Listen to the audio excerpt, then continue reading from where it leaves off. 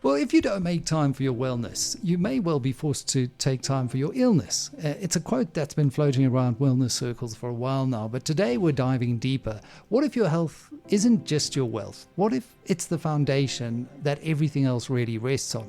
Welcome to Life Chapters Money Choices, the podcast where we unpack the messy, meaningful, and very interesting intersections of life, money, and transition.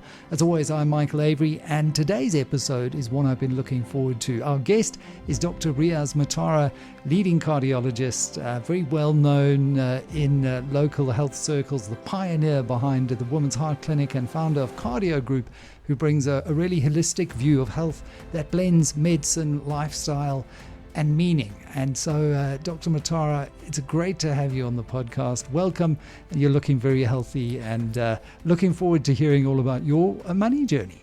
Thank you very much, Michael. Nice to meet you, and thank you for having me. And as always, I'm joined by Kim Potgieter, the always beautifully dressed Kim Potgieter, financial planner and co-founder of Chartered Wealth, who knows firsthand that financial peace is intimately tied to physical and emotional well-being. Kim, wow, this is one that I really think is where we wear our hearts on our sleeves. So let's dive into it. Dr. Motara, you're a cardiologist by training, but anyone who hears you speak, as many of Kim's clients have, I'm sure, knows that you approach health in a very holistic, more layered way. What first opened your eyes to the limitations of just treating symptoms in isolation and the deeper emotional root causes of illness? Yeah, so it goes back many years ago when I qualified as a cardiologist, Michael, and I started at Mill Park Hospital, and I was the youngest cardiologist at the time, excuse me, and I was very busy. Within my second year, I was the second busiest cardiologist, and but I felt there was something wrong. You know, I called it this revolving door theory. People would come in, they'd see me, I'd put in a stent in their heart, and they'd come back 2 weeks later and say, I'm feeling tired, or I can't lose weight. And we were trained to think, well, why don't you just stop eating? Yeah. You know, this is how we were brought up in our careers.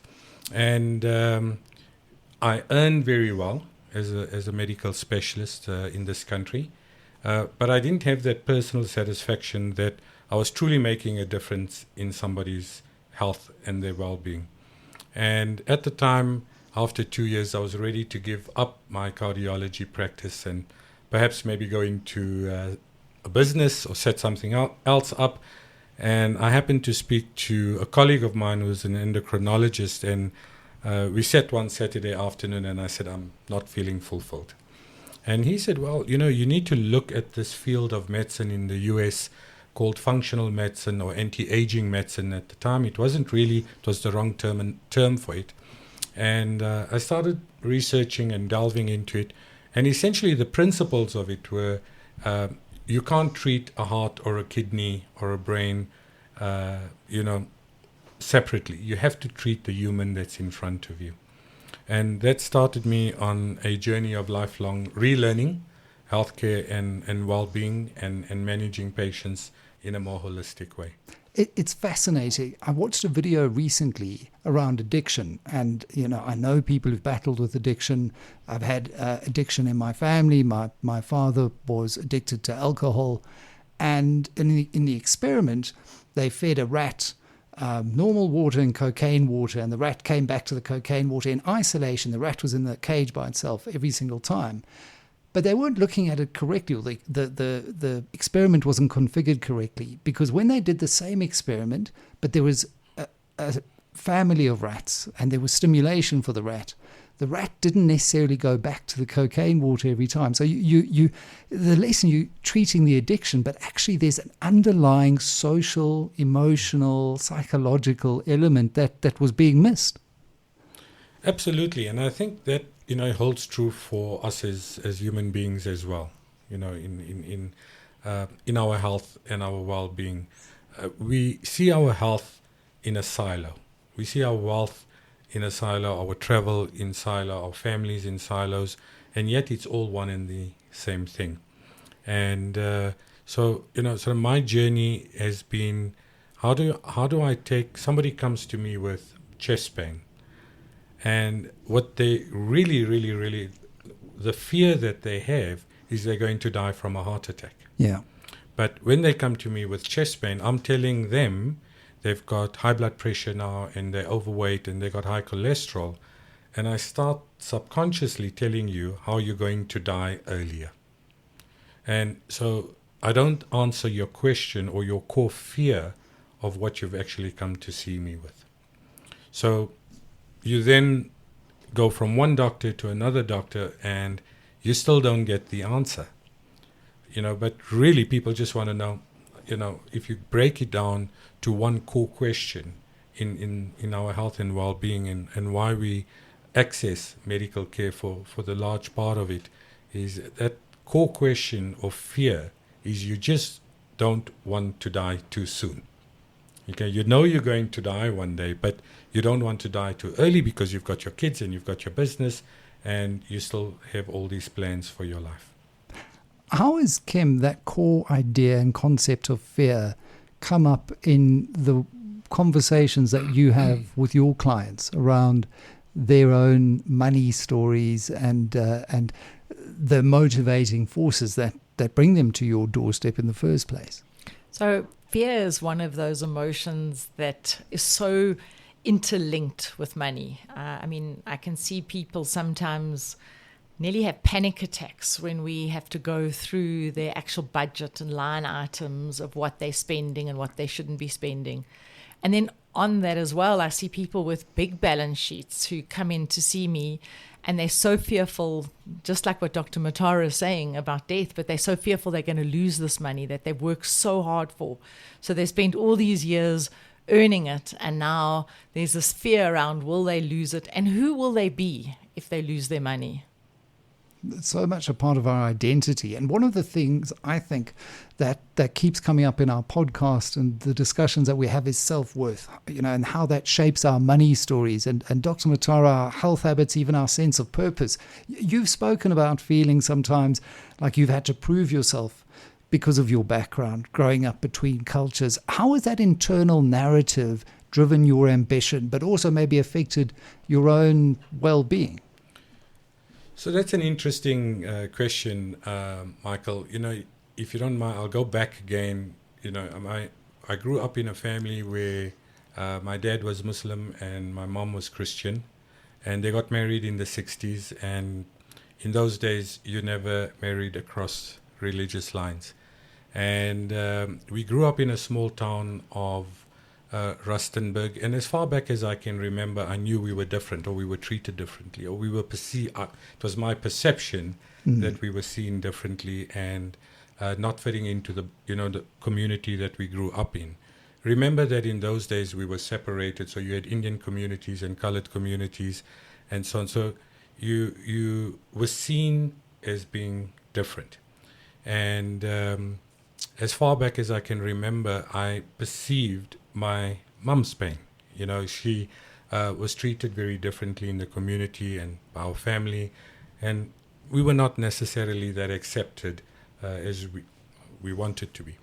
And I remember as young as I was, I kept on, it was about overachieving.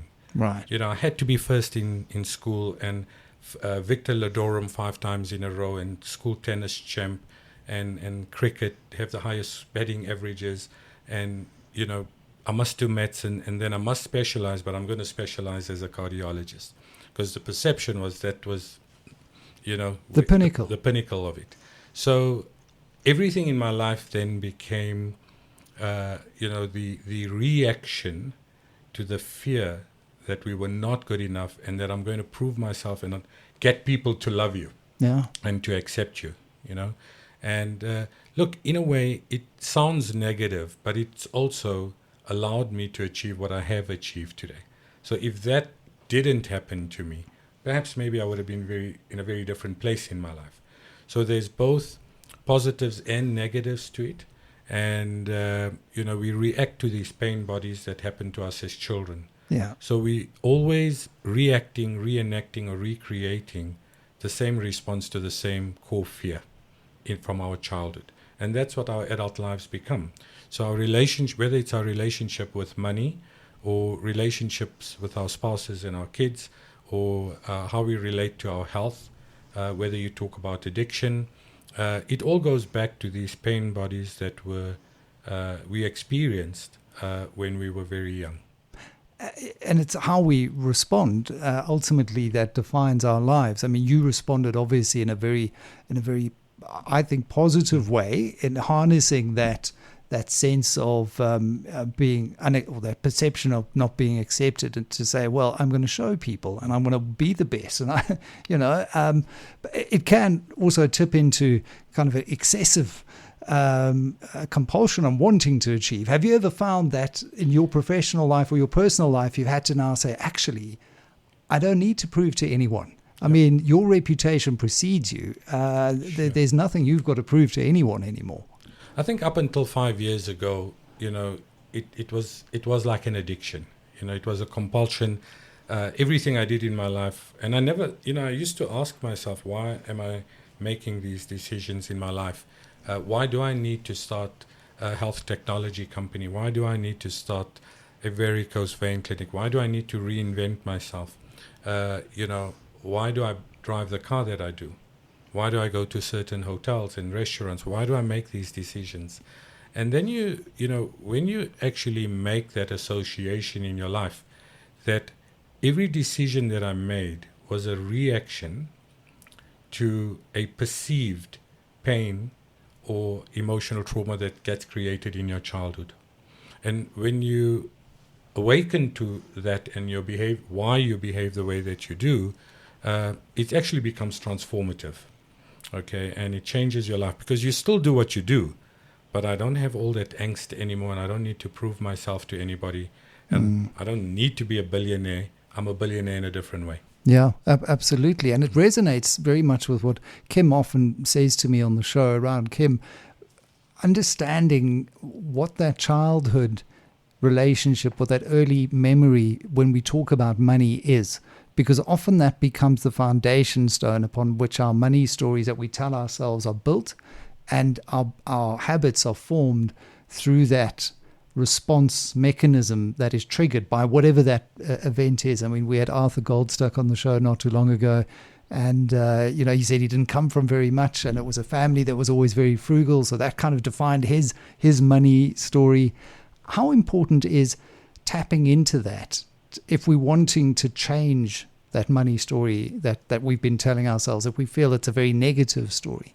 So it's one of the most essential ingredients in what Dr. Motara is talking about, this wisdom of self-awareness. So it's one thing I'm grateful for to be in midlife, to be honest. I'm grateful to be here because it's given me that opportunity to actually stand back and assess and be able to say, well, you know what I mean? I don't need it to be like this. I'm causing it, because what you're doing is you causing it. I mean, I'm in a marriage with somebody who, from his childhood, when he was a young boy, he wasn't very good at school and he wasn't very clever at school. And he made a pact with himself that he would make money to prove to the world that he belonged in it. Yeah. Now, he's married to me, so he hears all the stuff every single day. But still, if we are in any discussions, he will never feel like he's got enough money to feel like he belongs, because he'd made that pact with himself when he was a child, that he needed this money in order for him to be of value and to belong in the world. And it's so interesting, because I think for so many of us, and I mean, Dr. Motara, you're lucky that you've worked it through, but for so many of us, it's what keeps us stuck. It's what really keeps us stuck, and we just can't see past this story that we've created as our reality. And back to your question, it's essential that we can actually look at our beliefs. It's essential that we actually examine those beliefs and we start to change it. Because, like you said, it's the habits. We just keep implementing those same habits to match the story that we've created as our reality. But it's not actually our reality.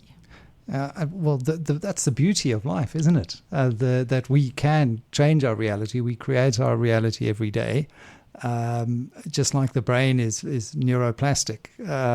When you, Dr. Motara, look back at your own money journey and financial story, maybe let's go back a little bit further. And talk to me about how you first started approaching it as someone who's clearly a high achiever, who's someone who's very motivated and driven.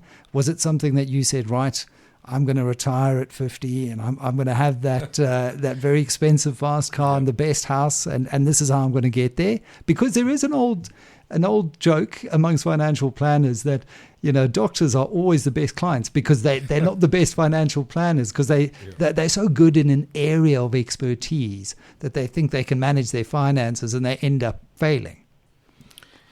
Yeah, I think you're absolutely right, Michael. As doctors, you spend 6 or 7 years at medical school and you train to think very scientifically and in a very different way. And then you get into this wide open world and suddenly, you have to deal with the money discussion. And again, looking back into your background, and if you came from a poorer background and all of a sudden you're part of a club that really, really earns well, especially if you're a specialist physician or a specialist doctor in this country. I think most specialists earn more than most CEOs in this country. Yeah. Okay. So you have all this money and all this wealth all of a sudden, and you have the house and you have the car, and now you go overseas on a conference, and every time you go overseas on a conference, you buy an expensive watch, and then you have the expensive clothing, and you go on expensive holidays. But in reality, we're actually really, really bad at managing money, and deciding on our future. If you had to ask me or met me when I was 13 years old and said to me, look, one day you're going to achieve this and you're going to have this and you would have had these experiences, I would have said, Michael, where's that contract? Let me sign it right away, because I would have never believed you, So, being in the medical field has afforded us opportunities to have these amazing experiences. But many doctors then realize when you get to 55 or 60, wow, I never thought about my retirement, or I've never thought of what I'm going to be doing for the rest of my life. So many doctors end up practicing medicine until the day they die, because they have to. So I looked at it very differently. I said, how can I take the money that I was earning and initially invest it into my own growth? And, do I need to do another degree? Do I need to do a diploma? Do I need to learn about logistics? What is it that I need to learn? And invested that money in myself initially, and then looked to say, well, okay, how could I diversify my investments and start a business or a technology company, and so on. But I know that having come from my childhood background, that I'll always be okay.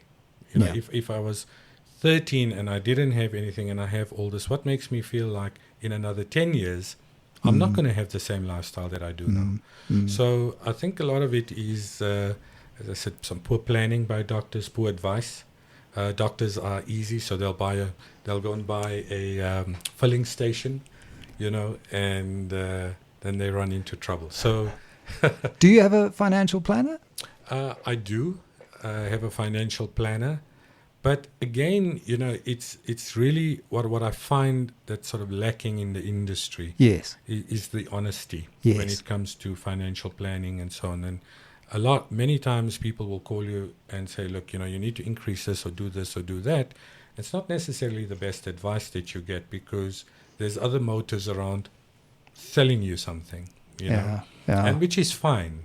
Yeah. So I think for me, and Kim and I have spoken about this in the past, it's really finding the right financial advisor and the right team of people to look after you. Well, the industry, when I first started in financial journalism, the big scandal of the day was those early termination penalties that were sold en masse, attached to living annuities and RA products as well.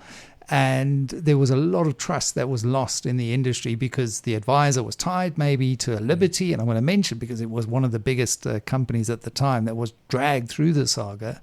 The pension funds adjudicator, I think Vuyani and Gulwana at the time, levied huge penalties, and the commissions were paid up front. They weren't disclosed. All of that just kind of eroded trust in the industry. Yeah. And when you find a good financial planner, boy, boy. And a lot of the research shows just your outperformance with good financial advice. But it is finding that good financial planner, Kim. And I know when you joined the industry, it was one of your big gripes was there was just this lack of trust, and financial planners weren't looking holistically, like Dr. Motara does through his health practice, at what actually ails the individual, what is stopping them from achieving their goals and aspirations and dreams. So the big thing is that there's no plan. Yeah. So I'm thinking of a doctor story, because we're talking the medical field, and I've got a particular doctor who has become our client now. But when he came to us, he had this list of all these different investments, but you can't believe how long this list was. And I sat with him and I said, like, Kevin, tell me, like, why is this list so long? And he said, well, you know, I'm a man of service and I've served my clients all these years. And so many of them were financial people in the financial industry, and they all came and they sold me something. And I could never resist buying something from them.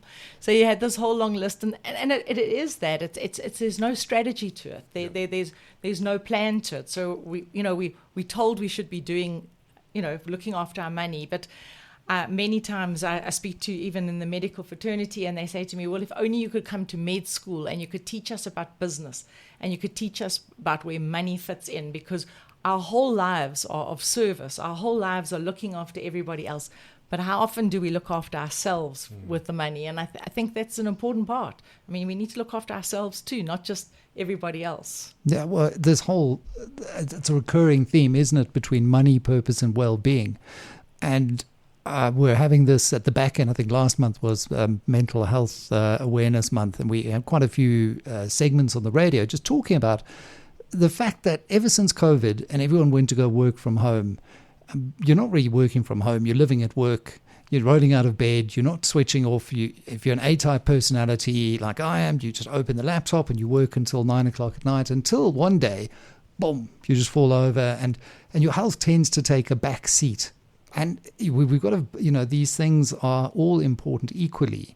And managing that, I think, is so important. It's a bit of a holy grail. And I'm sure people listening to this, Michael, who can manage that? If you're in your 40s, we're always taught these are your earning years. You've got past 50, you've now got to get to 100, and, don't be weak. That's kind of the pervasive culture, isn't it, Dr. Motara? How important is that in the practice that you see in mid-career professionals neglecting their physical health because they're chasing that paycheck? So it's another form of addiction, right? I mean, as doctors, I think we're addicted to the adrenaline rush. You work long hours and you sleep very little. And then you go into private practice and there's no shortage of patients. And you get addicted to going to work and working very hard and working very long hours. And you earn very well, but as Kim says, very few of us actually spend time on ourselves, on our own well-being. We think we're going to live forever because we're doctors. Yeah. And so I think that's the time, this midlife time of where I think we make many mistakes, and we don't plan, not just financially, but I don't think we plan for our own well-being, and our own sanity and our future. So if you could go back then, knowing what you know now, and speak to your younger self, the version of you that was chasing credentials and trying to belong and to prove, what would you say about success and health and what really matters now? I've asked myself that question many times, Michael. Would I change anything? And you know what? I wouldn't change anything. I mean, there've been tough times and emotionally tough times and financially tough times.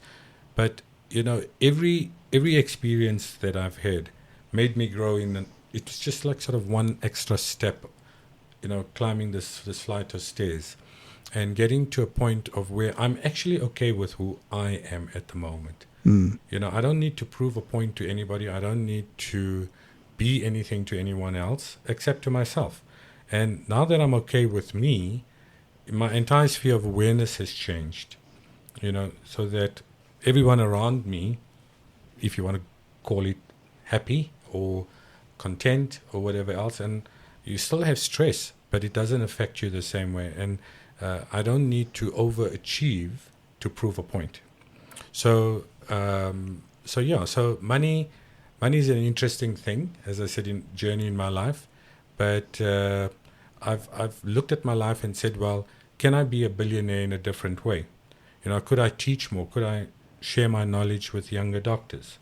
If you had to ask me, if I gave you $1 billion today, but you can never ever see your kids again, I'd say, Michael, keep your $1 billion. Yeah, no. So I'm a billionaire in a different form. Yeah. So I just try and see it as money is an important component of your entire life and your value system. Yeah, I love that very layered, very textual view of it. And Kim also mentioned that your wife is also a medical professional, a gynecologist. That was the best investment. With children still paying the dividends. So a real power couple. Has that dynamic helped you model wellness in your own life? And do you hold each other accountable? Absolutely. So we've both been on a similar journey for the past 20 years. In terms of our career and our learning and maybe some of the shortcomings in our medical education. At the time when we went to medical school, that was the paradigm. But things have shifted in the world in many, many different ways. And the healthcare system, how we deliver healthcare, how we engage with patients and people out there, all of that has to radically change in order for us to deliver a different form of healthcare, a different engagement with people. So we have to move away from this concept of a sick care model and trying to fix sick care and talk about well care. How do I keep you living longer, but also living healthier through that time? Yeah. How do we extend your health span rather than just trying to live for longer? I mean, if you look at super fit people, with 2% body fat, they don't live to 150. We have an average lifespan.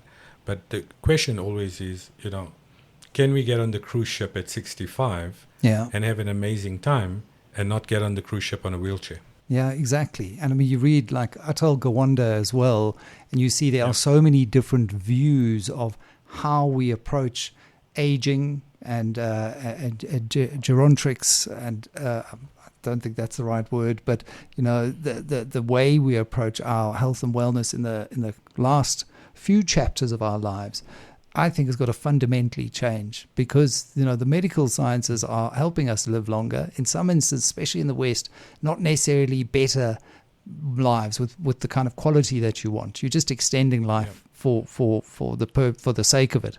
And for me, I don't want to be living to 100 if the last 20 years are going to be bedridden and just trying to extend it for another few years of poor quality.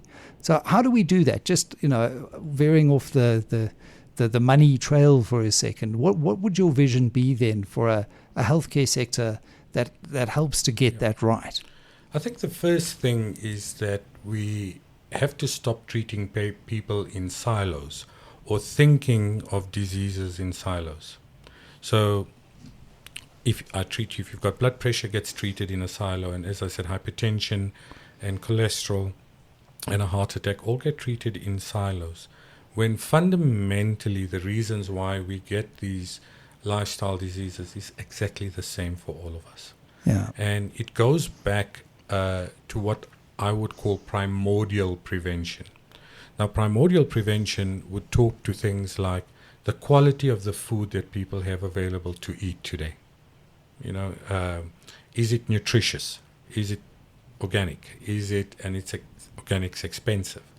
So we have a lot of food available to us, a lot of empty calories, micronutrient deficient fruit and vegetables, a lot of grain-fed animal protein, a lot of what we call endocrine disruptors or toxins in our food and our water. And then we're trying to fix the problem at the wrong end of the stick. Yeah. And I think that's a thing for government to look at, for our health departments to look at, for our universities to look at. We know what those root causes are, but we treat the signs and symptoms of an illness without necessarily getting to the root causes anymore. Yeah, I couldn't agree with you more. Just the last 2 weeks, my partner's been in London. I've eaten terribly. I've eaten more takeout food, more processed food than I am ever allowed to eat when she's here. We only eat as raw as possible, as unprocessed as possible. And I've noticed the difference in my personal health. It's like night and day. So if we start... And that's 2 weeks. And that's 2 weeks, right? I can already see. And yeah, it's multifactorial. It's convenience, it's cost, it's all of those things, but certainly not a challenge that's too difficult to solve. And government has to play a role in driving a lot of the awareness and the innovation, the campaigns on that as well. Just lastly, Kim, I mean, we often talk about leaving a financial legacy and wills and estates and trusts and all of that. But how do we think about leaving a wellness legacy behind? Something that's got a little bit more around emotional wisdom and physical vitality, so that we can approach our next chapter able to do whatever we want to do. I think whenever I think of that, it's to stop looking at ourselves as our age. So many times, because I'm working with clients that are more mature, they set their minds onto this age and how they're supposed to be because they're that age. And I think from what I would say is you should be leaving as a legacy for your family is giving them a good example of what you can be. And the way to do that is to stop, telling yourself that you're old, change those kind of thoughts. And in that way, start putting the habits in place of what you would, because you've now got this wisdom. So what would you have done when you were younger?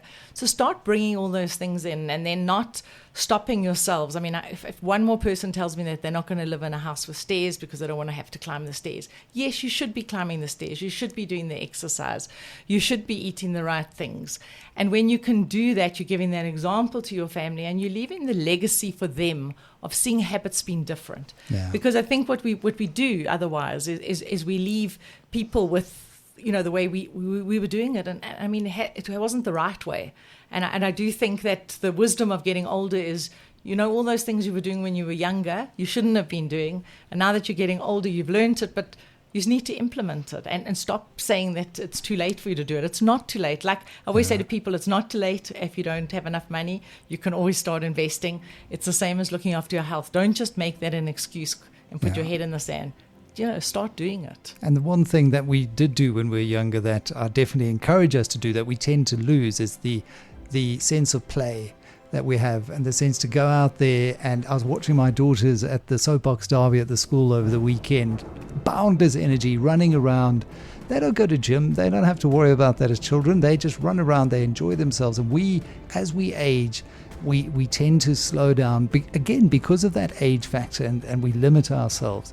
So don't lose that sense of play and curiosity. And so I think so often we chase financial independence without realizing that the true treasure here is peace of mind, a healthy heart, and the energy to live a life of meaning. So a huge thanks to Dr. Riaz Motara for joining us today and for sharing deeply personal insights. Dr. Motara, really appreciate the time.